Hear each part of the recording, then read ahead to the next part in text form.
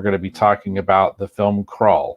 So I'm going to do the synopsis here, a little bit of brief information, and then we'll just kind of set it up and we'll get into the retro review. So Krull came out in 1983. It was actually rated PG. I was curious about that because that alien monster in this movie always freaked me out. I always thought it was rated higher than PG. I don't know why. So the basic synopsis that's here on IMDb is it says, a prince and a fellowship of companions set out to rescue his bride from a fortress of alien invaders who have arrived on their home planet. And Krull is the name of the planet that the story takes place on. And if you're not terribly familiar with Krull, it's sort of like if aliens invaded sort of, medieval times, sort of. It's a very unusual film. But it stars Ken Marshall, Anthony, Freddie Jones, the great character actor Freddie Jones. I always think of him actually for things like Dune. But Freddie Jones is in this, Francesca Annis, which is interesting. Freddie Jones and Francesca Annis were actually in Dune together, David Lynch's Dune. But it's got a really great cast, mostly British players. Of course, Liam Neeson is in this in a very, very early role for him. This film was directed by Peter Yates from a story written by Stanford Sherman. So let's see, how did I first hear about Krull? The way I first heard about Krull, because as I set it up here just real quickly, in order to do a retrospective, we want to start off by talking about how we first heard about the film. After we discuss that, we'll talk about our initial impressions having originally seen it, and then we'll talk about how we feel about the film actually having recently rewatched it. So as Eric mentioned, Krull is available to watch on Pluto. Pluto is a really great free service. Pluto is one of those in-demand movies that you can actually stream. So if you ever look at the Pluto interface, there's a lot of different options in there. And one of them is actually in demand. So if you go to any of the in-demand content, basically you can watch it without having to watch it necessarily in whatever rotation that they have it on. For example, they have channels dedicated just to American Gladiators, but you can't pick which episode of American Gladiators you specifically want to watch. Any of the in-demand services, however, it's kind of like Netflix or something where you pick it. You go, I'm going to watch this or I'm going to watch that. And that's what you watch, and you watch it basically in your own time. So Krull is one of those available on their in-demand service on Pluto.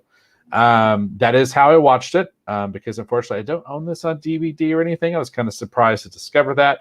I do, however, have a signed copy by artist Brett Blevins of the Marvel adaptation of Krull. I was going to try and reach out to Brett and see about having him come on the show, but it just didn't work out. Anyhow, how I first heard about Krull actually is the comic book. That is how I first heard about Krull. I remember seeing this really creepy poster that's on here, and I was like, what in the heck is this? And I remember being in the grocery store. It was actually a Kroger's. I don't remember exactly how old I was, but I remember seeing this creepy thing, and it was the cover of the Marvel Comics adaptation. It was in a magazine format, and I was like, what is this? And I flipped through it, and I thought it looked really interesting, and I talked my mom into buying it for me, and that was actually how I experienced Krull for the first time. I actually read the comic adaptation before I actually got to see the film. The comic adaptation is very faithful to the film. It doesn't really, it's interesting because sometimes with adaptations, especially for films like this during this period in which they would do it, sometimes the adaptation would have stuff in it that wasn't actually in the movie. But the adaptation was very faithful actually to the film, actually recreating a lot of the iconic moments. I remember even in the comic adaptation thinking the Cyclops for me personally was the most interesting character. And then later on when I actually finally got to see the film, which this is the crazy thing, I didn't see this in movie theaters. I did eventually actually see this on VHS. That's the first time that I saw Krull.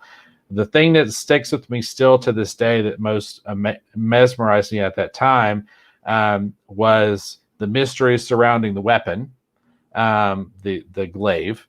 But beyond that, just the amazing, beautiful music by James Horner. I was already familiar with James Horner even at an early age because I love the work that he did on Star Trek II, The Wrath of Khan. And I recognized his name and could hear a lot of similar cues actually from Wrath of Khan. But I remember just being kind of sucked into this crazy, wild world that they've created. And this, to me, even as a kid, this crazy idea that aliens would sort of invade sort of like, medieval Europe, and all they've got is swords and knives and bows and arrows, and they're trying to fight off an alien invasion. I thought that was a crazy idea, even as a kid. So tell me, Eric, how did you first hear about the movie Krull? Well, I did want to acknowledge James' comment here. James Stone mentions this was before Temple of Doom. So while not rated PG-13, which started the rating system with the first PG-13 film, Red Dawn, which I didn't realize Red Dawn was the first PG-13 movie. That's interesting. I love that movie, by the way. I actually watch it all the time. But yeah, the way that I heard about this was from my brother. I have an older brother, and he saw it in the movie theater. And after he saw it, it was like all he would talk about. And I think he told me every scene. He completely spoiled the movie, which didn't really matter when I was a little kid. Didn't really matter if you spoiled the movie for me because I just wanted to see it. I wanted to see the spectacle. And if you told me that a movie was really cool and you told me all about it, it made me want to watch it. So my brother, he totally was just totally into it, was like mesmerized by it, was a huge fan of it. He saw it in the theater. I didn't. I never got to see it in the theater. But eventually we did get it on VHS. So just like you, I saw it on the small screen. And that was the first time that I actually had an opportunity to watch the film. But I basically knew everything about it already because my brother had basically described every single scene to me and all the different things that stood out for him and all the things that he thought was super, super cool. You know, he really built it up for me because he was just so into that movie. And Man of Santa mentions that Krull seemed like a sci fantasy mix. And it's kind of funny because that's actually the way I look at Star Wars in a lot of ways. I always say that it's kind of emerging.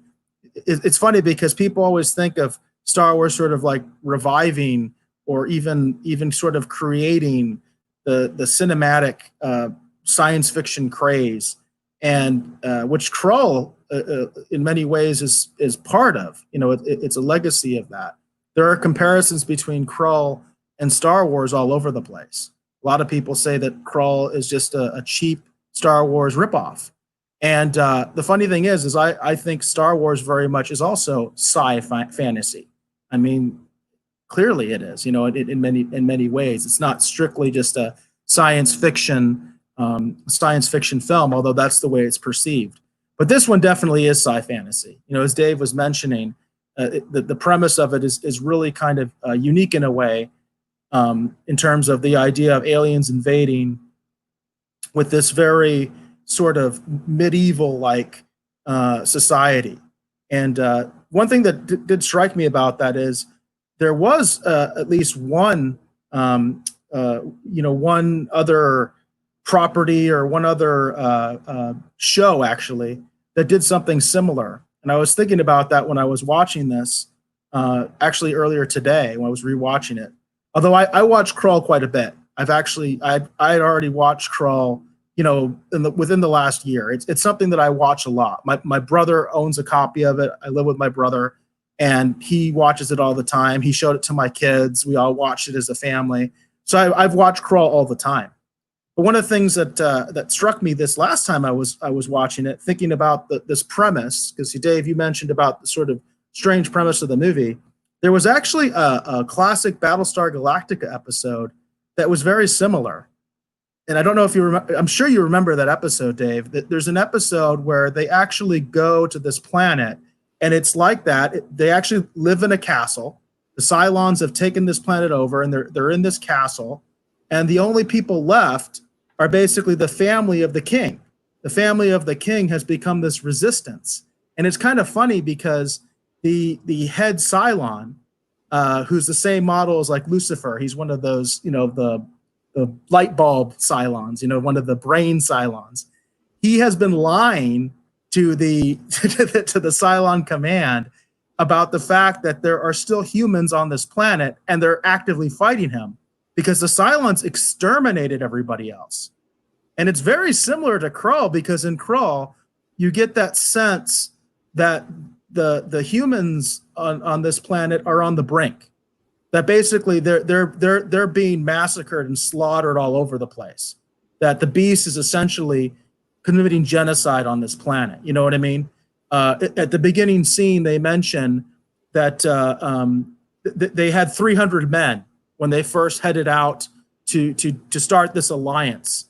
And I counted it; it's like 8 guys left out of 300 guys. You know what I mean? There's like 8 guys left when they actually march up to the castle in the one of the first scenes of the movie. So it is kind of an interesting premise, but I just, when I was watching this last time, I remembered, hey, Battlestar Galactica did this. You know what I mean? They had an episode just like this. Yeah, I think, wasn't that episode called The Young Lords? I think that was I don't remember the name of the episode, but that sounds right, because they were the Young Lords. It was the king's family. They were the only people left. Everybody else was dead. Right. And then I have here, for those people who are curious, this is the same copy of the Krull magazine that I actually bought back in the day. This is my original copy. I don't know if you can tell, but it's very heavily read. And then it's actually signed to me by Brett Blevins up here in the corner, who actually did all the artwork on this. And like I said, I've loved this thing ever since I first bought it years ago. And this was the way I first experienced of the film. It's interesting having read this, because your imagination always sees things differently versus, when you actually see the film.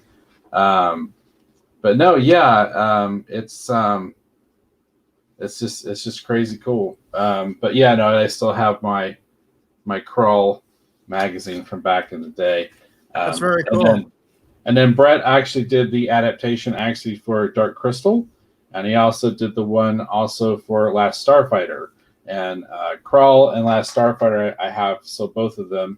And he's was nice enough to sign both of them to me many, many years ago when we first met. So I thought I'd show you it's legit. So there you go. Yeah, right on. No, that's cool. It reminds me a lot, actually, of the Battlestar Galactica, comic book as well, because they had my brother has it, the big oversized version of that. I have the digest size one, because they actually cut the panels apart and re-engineered it, and it's like a digest, like little paperback size. But I read that thing so many times, like the front cover and a bunch of the pages fell off. So, but I still have it. I still have my original copy, even though it's just completely falling apart. My Last Starfighter is in pretty bad shape too, because some of the pages and stuff have actually separated. And then I told Brett, it's just one of those things. I used to redraw the artwork I would see in these. So I redrew a couple things from Krull, but I redrew a ton of stuff from Last Starfighter when I was a kid. I would just literally just redraw the panels as he drew them. It's just kind of crazy that he's kind of a friend. So, no, yeah. So that's how we first heard about Krull, and that was our initial, kind of experiences with it. So we want to talk about now specifically.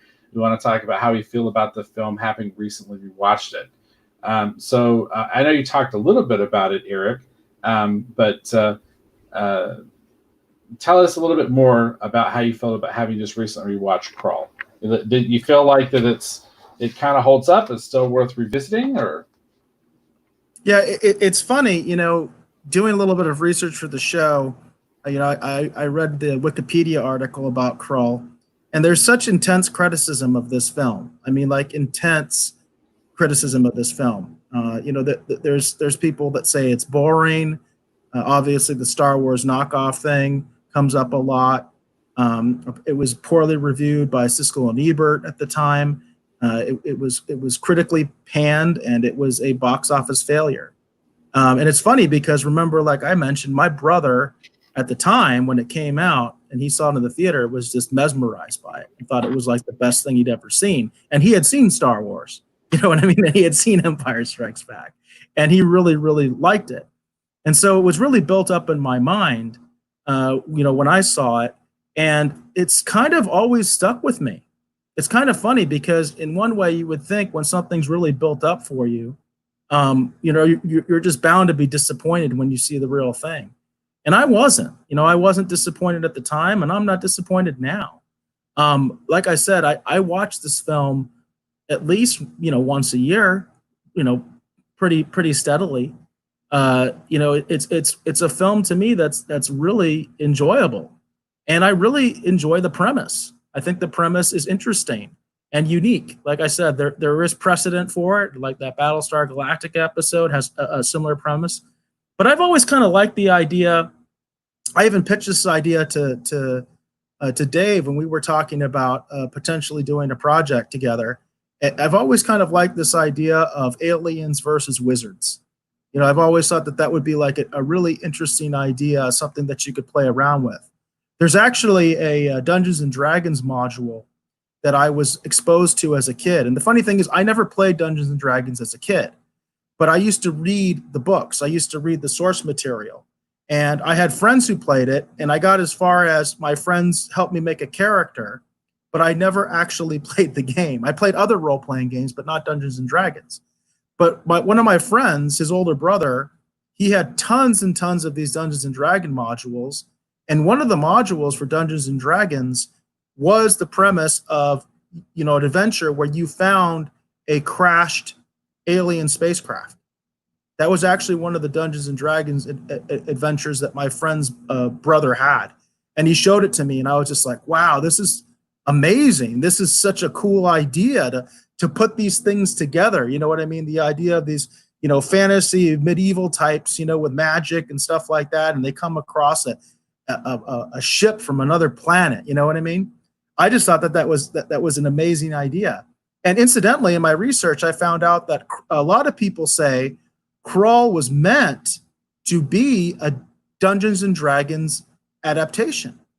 That rumor has persisted, and the filmmakers have always said that that was rumor, but that rumor has persisted for a long time.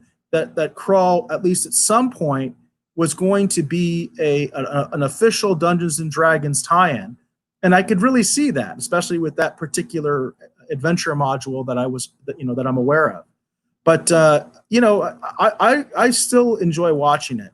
You know, what's interesting is one of the more positive reviews that I saw said something interesting, which is that Krull is one of those sort of unique movies that's almost made for being on broadcast television. Like it's almost made for cable, you know, because, you know, in high rotation, because you can pretty much watch this movie at any point in the movie, and you don't really have to know anything else that's going on, because each section of the movie is almost like its own little mini movie. Like it almost has like its own little thing, because what it is it's like multiple quests within this movie. In fact, as I was reading that, and then I thought about it, you know, in the context of today, I realized Krull would almost be perfect to be adapted into a video game, like an open world video game, where you could go on all these different side quests, because that's what you do in the movie. In the movie, they go on all these different side quests. And sometimes the quest doesn't work out. You know, sometimes the quest doesn't go anywhere. You know, for instance, when the quest with the seer, that doesn't go anywhere. That quest is a dead end. And they have, you know, multiple quests within this movie. There's the quest to get the glaive, which is the weapon that you see in the main character's hand here on the screen. There's a quest to get the glaive. And I was thinking, man, this could translate really well into a video game. Like you try to get the glaive and maybe you fail. Then you have to find some other way to kill the beast because you didn't get the glaive, you know, and then you have the thing with the seer. Maybe in a video game version, you could actually finish that quest and actually do it that way. You know, it was really interesting to me when I thought of it in those terms, because I do think that that's one of the unique things about this movie is you pretty much can pick it up anywhere in the story. And because it's basically like all these little mini stories that lead up to the conclusion, you don't really have to see the beginning. But I would say my favorite part is the beginning. I always, there's just something to me when I see this big battle where these one of the forces is totally overmatched. It does remind me of Star Wars, you know, because I've always thought that scene is really interesting, where you see the rebel soldiers are just basically just decimated by the stormtroopers. They're just totally wiped out by them. And this movie has a very similar scene at the very beginning of the movie. In fact, I do remember at the time when the movie came out, there were criticisms that the enemies were almost like too powerful. And some people were like, there's no way that the good guys could have won.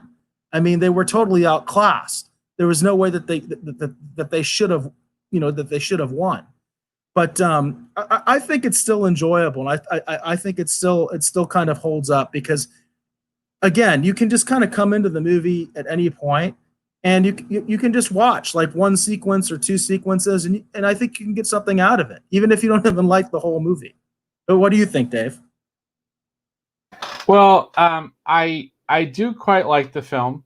The one thing that I could honestly say definitely holds up, no matter how you look at it, I would have to say is definitely James Horner's score. His score for this movie is really great. It's really cool too because James Horner, which was such a fantastic composer, he does a really great job of taking these two ideas, the idea of a sort of a medieval fantasy movie and the idea of a space invading movie, and taking these two ideas and kind of putting them together musically. And then as always with James Horner's stuff, the love theme that permeates the film is just incredibly beautiful. So the music, no matter what you think about this film, in my honest opinion, the music still is completely stellar and still great to this day. I don't have it on a CD per se, but there are some great sort of soundtrack channels that kind of exist actually on YouTube. And so if you like the music of Krull, a lot of the score is actually available where you could listen to it just on YouTube, for example. This film to me, having recently revisited, I don't have any different feelings from I had when I first saw it as a kid. I still think it's really fun and interesting. I've always thought it was fun and interesting. Are there kind of moments kind of here and there, there's some stuff with the choreography and stuff I wish was a little bit tighter. But at the same point, this is a very ambitious film. They were trying to do a lot of stuff that in all honesty, I'm not even sure the technology quite existed at that time to really do some of the stuff they were trying to do, and they just went for it. They're pushing the envelope for sure. Oh, yeah. They were pushing the envelope. And an interesting thing in my research, you talk about the choreography. They mentioned that the choreography was very different when they were developing it and much more elaborate, but they had to change it because of the suits of the Slayers. Because those suits are so, when they finally got the suits, they were so difficult for the actors to perform in.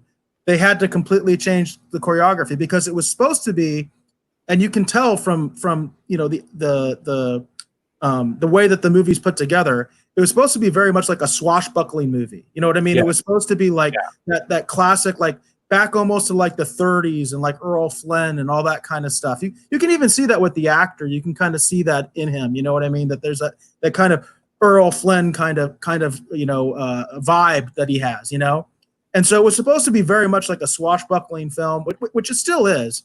But yeah, the choreography had to be changed and basically downgraded quite a bit, simply because the Slayers suits just didn't work right. You know what I mean? They were just too bulky, and they were made for visuals, not for function, which happens all the time in Hollywood productions where they make costumes that are just not practical. You know what I mean?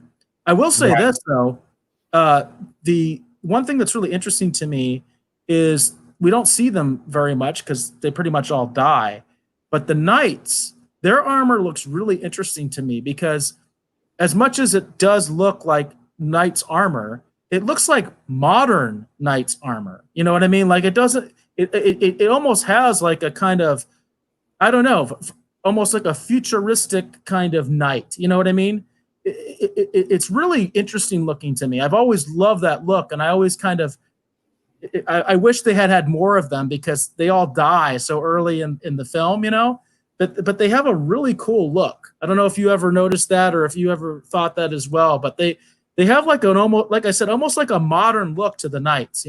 Yeah, they do. And that was one of the things I was also going to mention is that there's a lot of really interesting design work throughout the film. Whether you're talking about the knights, armor for specifically, whether you want to talk about the Slayers, which are the main, sort of the muscle of the villain, the Beast, whether you want to talk about the Beast himself, Man, that thing is still terrifying looking to this day. There's a really creepy picture of it in the Marvel Comics movie adaptation, and that thing's disturbed me since I was a little kid. Um, you look at the design of the glaive; it's so interesting. And that's the thing about this film is that there's so many interesting ideas, and there's so much really cool kind of stuff. Whether you want to talk about gadgets or armor or whatever.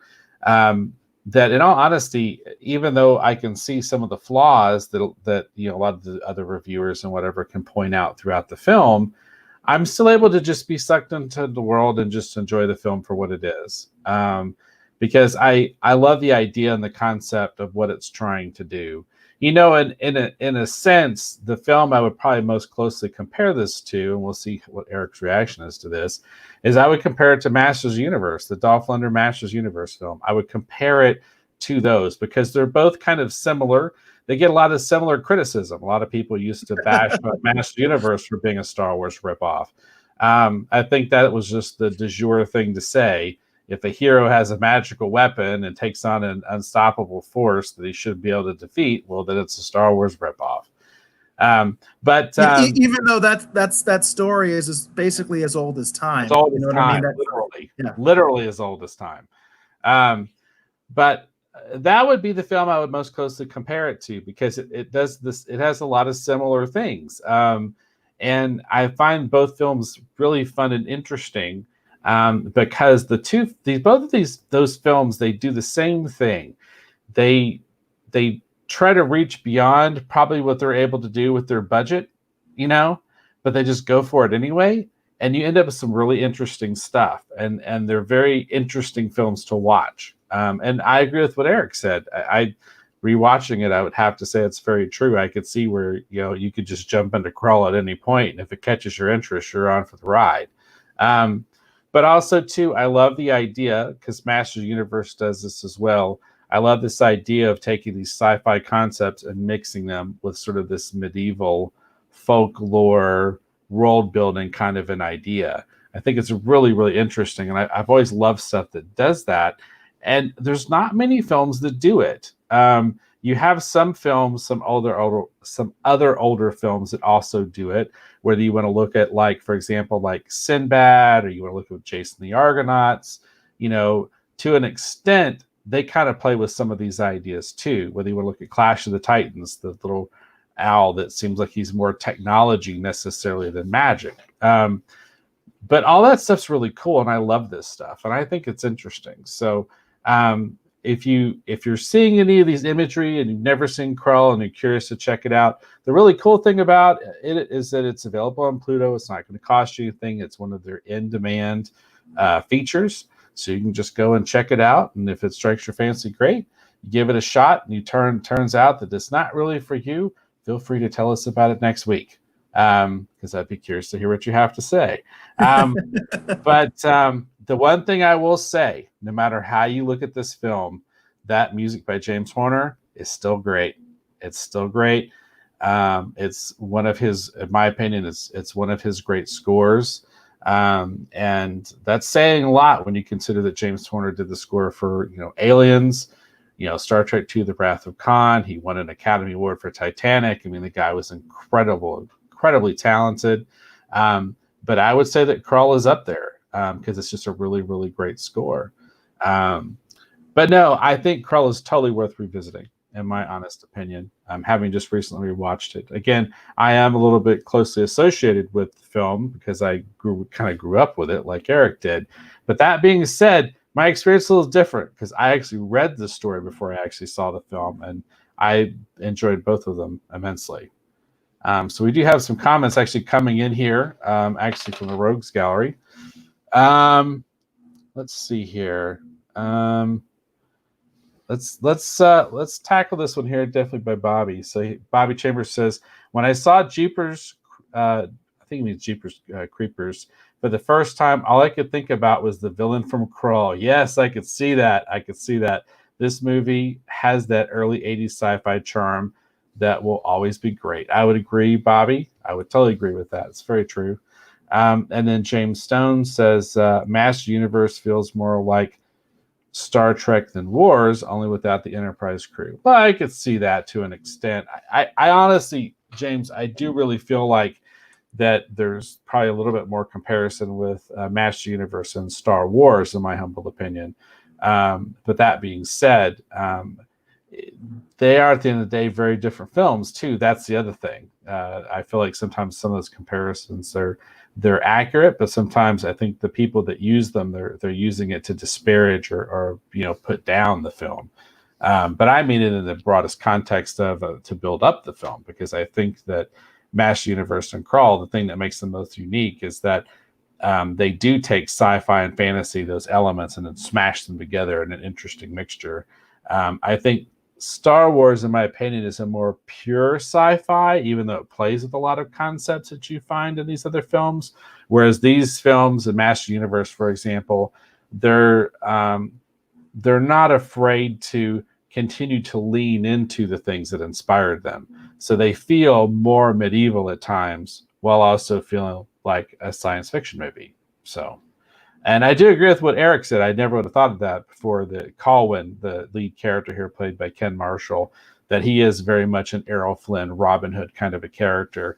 And it's interesting you bring that up, because you could definitely see that in the choreography, because in the opening scene where he's swinging back and forth on the rope or whatever, trying to kick them and knock the Slayers down and everything. And I could see, it's interesting. Here's something interesting. There's another connection here too, because when Bill Stout actually designed Skeletor's, not Skeletor's, when he actually designed Castle Grayskull, the interior, there's all these platforms and levels and stuff everywhere, because he imagined that they would have really elaborate sword battles, sort of akin to the stuff that Errol Flynn did, for example, in Robin Hood. He just figured that they would take advantage of that.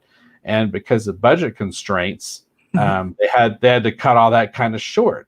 So even though they have this amazing elaborate set for sword fighting, they don't really do a lot of sword fighting on it, because basically they just didn't have the money or the time to really kind of pull it off.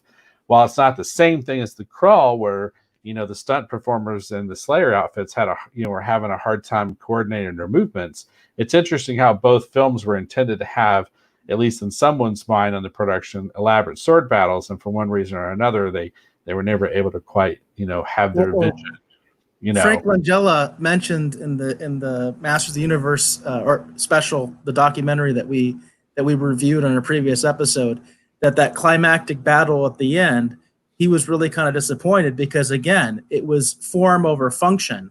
He was ready to go. He was in great shape, and he was looking forward to this awesome sword battle that he was going to have with Dolph Lundgren. But when he got the suit, he could barely move in it. You know what I mean? And it was like really difficult. You know what I mean? And he had all sorts of problems, and you could tell he was disappointed with the final result of the scene, because he was ready. He was saying, I was ready to go. You know what I mean? And like I said, my research says it was a very similar situation here, where the main actor had been preparing for weeks and had gotten all this fight training and was ready to do these crazy scenes. And then the Slayers couldn't move. So it's like, all right, we got to totally dumb this down. You know what I mean? Which I still think it actually works for what it is, because the Slayers obviously are supposed to be intimidating, and they're intimidating to the humans of this planet. You know what I mean? Where obviously that intimidation factor has a big effect on the combat. Plus the fact that they do have basically like blasters, like laser type weapons that they can shoot from a distance and things like that. That puts the humans at a huge disadvantage, because they basically only have like medieval technology. So it kind of makes sense, you know what I mean, for the story. But obviously they had meant for it to be much they'd meant for the fight scenes to be much more elaborate than they end up being in the movie. That's just the reality. And you can tell just in terms of like that there was a bit of a disconnect, in all honesty, just because when you look at, because Ken Marshall's in great shape for this film, but he's definitely built for a more acrobatic, fast kind of combat. And a lot of the combat they do with the Slayers is kind of more brute force, just head on smashing. And you'd think he'd be built more like Dolph Lundgren, in all honesty, if he'd known that's the kind of battle they were going to be fighting with the Slayers. So it is curious, kind of sometimes how these things work out. But as with all entertainment productions, sometimes, what you want to do and what you end up having to do, a lot of times they don't always sync up, and the goal is hopefully you still create something entertaining at the end. And I would say with Krull, we still have something entertaining and interesting. And for those of us that love Masters Universe, that enjoy, telling and creating stories like myself, I'm always pulling inspiration from things like Krull. For example, these are the kind of things I go to that I enjoy. I don't just go back to, the Odyssey to pull inspiration, but I do. But I also enjoy lifting ideas from things like Krull, because there's a lot of interesting ideas in this film. It was very, very ambitious, this film, very ambitious, especially for the time.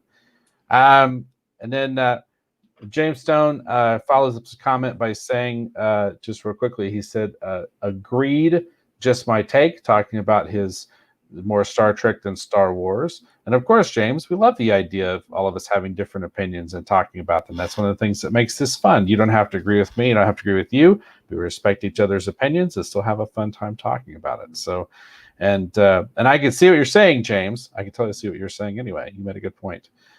James also says, I heard the suit on top of them running out of money were the combining factors to the end of Masters. Yes, that was definitely a factor they talked about. They were running out of funds.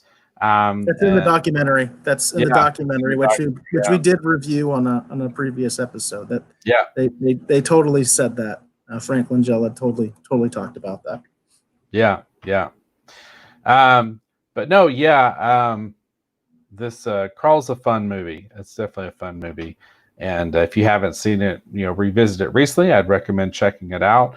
Actually thinking it's weird because when I think about Krull, because of these Marvel movie adaptations, I always think of Last Starfighter. And it almost makes me want to talk about Last Starfighter. So we'll see. Or Masters Universe. We keep threatening to talk about the film. I love that movie though. So that'd be a long conversation. So I think the general consensus here, Eric, is Krull is worth revisiting and checking out. Absolutely. Again, not again. The effects are a little bit dated. So be prepared for that. Some of the effects are actually done very well and still stand up today. But there are other effects that are very dated that can make it a little bit jarring. It would be cool if they actually did a remaster of this. That would be really neat if they actually remastered some of the effects and kind of updated a little bit. Yeah, that would be really cool if they did something like that. I don't think that'll ever happen, but it'd be really cool if they did. And incidentally, this film for me has a really special place because there's a total lead into a sequel for this movie, and the premise of a sequel for this movie. And I think they obviously wanted to do a sequel for this movie, but it never happened because, as I mentioned, it was a box office dud. And one of my things is, if I ever have the resources, I want this to be like my big, like insane project. Like right before they put me in the funny farm and I lose all my money, like I'm going to build this huge fortune. And then right before like my Howard Hughes moment, where I've just gone completely berserk insane, I want to make Krull 2. I don't want to reboot this. I want to make the sequel to Krull with like a huge budget, you know what I mean? And just totally do it. You know what I mean? I would just love to see a sequel to this movie, and I would just love to do it, to actually make Krull 2. Are you talking about picking up that line that they drop at the end of the movie about their son ruling the universe? That's right. Okay. Yeah. You could tell they definitely wanted a sequel with that. What's interesting too, but weird, is that Marvel adaptation. It's a magazine format. They actually have about 2 or 3 pages, and they talk about all the amazing merchandise that came out of the movie Krull that's going to be available. I don't remember there being a lot of Krull merchandise, so it's kind of a weird thing. I don't either. Although in my research, I think I saw that there was a board game, which I never saw. I know there was a very popular arcade game. The Krull arcade game was actually very popular and very well received. And I remember it being very difficult because I remember trying to play it. But I remember at the time, every arcade had it. It was a popular game, the Krull arcade game. Well, I would have to say, in all honesty, I mean, I think that the source material is so interesting for this film. I could definitely see there being interest in like an in canon, non rebooted sequel among those of us that quite enjoy the film. But I'd have to say too, I could see just revisiting this film anyway, just in some sort of context, because I think there's so much material and there's so much stuff that they kind of just mention or that you kind of see. Like, for example, there's a whole origin about where the glaive comes from. Where does the glaive come from? Why does it exist? Who forged it? Why was it, buried away where only the right person could retrieve it? Who was the first person who came across the information of this legend, that led to them actually fighting off the beast? How long has the beast been right? There's a billion questions just from the opening setup of this film, that deserve and could enjoy a little bit of exploration. It's interesting is back in the day, that's a lot of times how a lot of these interesting novel projects would come about, is you take a film like this that maybe even wasn't too super popular, but caught on with a group of fans. And a lot of times for TV shows and movies and different projects like this, some of these publishing houses, they would buy these unused scripts, these unused manuscripts or treatments, and they would turn around and have them turned into full-fledged, sci-fi, novels, and then release them out into the world. So if you wanted to continue to enjoy and explore what's happening in this world, there's a way to do that. I think Krull would make an amazing line of actually novels, just exploring the world of Krull. I think there's enough people between the George R.R. Martin stuff and, of course, all the fun sci-fi stuff, whether you're talking about Star Trek or Star Wars or whatever.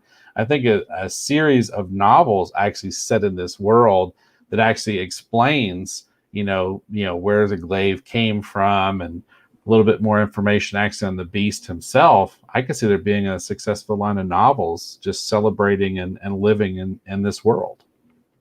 Yeah, I could see that. I could definitely see that. There is a lot more that you could have with the mythology of this particular universe. You could actually do all sorts of stuff with the prequel, because the beast has been enslaving and destroying worlds and things like that. So that there actually is a lot of potential for this particular universe. Yeah, for sure. And then we do have some suggestions actually over here that sound really interesting. I'd be down for any of those. They all sound really interesting. I'd be down to try any of that stuff. Bobby does mention that he was going to ask if we would like to see this movie rebooted, but he says he would watch a part 2. Absolutely, he would watch a part 2. I would say, as far as reboot is kind of a loaded term. Reboot. Sometimes it's tough to know what a reboot really is. It's a sort of undefined term, and I think it's actually a lot of times it's sort of a misnomer, because really it's just a remake. They call it a reboot, and they just don't want to use the word remake. I would say, as far as remake, I would not like to see a remake of this. I would like to see a remastered version of this with updated effects, but I want a straight sequel. I want a straight sequel to it. No reboot, no remake, no recasting, that kind of a thing. I would rather see just a straight sequel to it. Yeah, I could hear in my head that don't call it a comeback. Krull's been here for years. I'll stop. What I could honestly see is just a series of novels that help flesh out the world and answer some of the questions as a lead-in to an actual, just straight up legit sequel. That's what I would see. I mean, that's what I would love to be a part of. Put it that way. So I think that'd be fun, because you don't have to discredit or throw away or do anything with the original film. You could revisit it and update portions of it that could use a little bit of love. But on the flip side too, I do think a series of novels that explore a lot of the things that aren't really answered, in the film, would be really interesting. Why is Francesca Annis's character at the center of the web? Why is that spider keeping her prisoner? There's a lot of questions that there was apparently a love story between the two of them, Freddie Jones's character and her, that apparently fell apart. There's a whole story there, and Well, we know why she's there. She said that well, spoiler alert, she said that she'd killed their son or whatever, and that was sort of her penance. But why would a spider care that she killed their son? You know what I mean? I don't know. There's that's what I'm saying. There's a lot more there that needs to be explained, like how that exactly came to be, in my humble opinion. So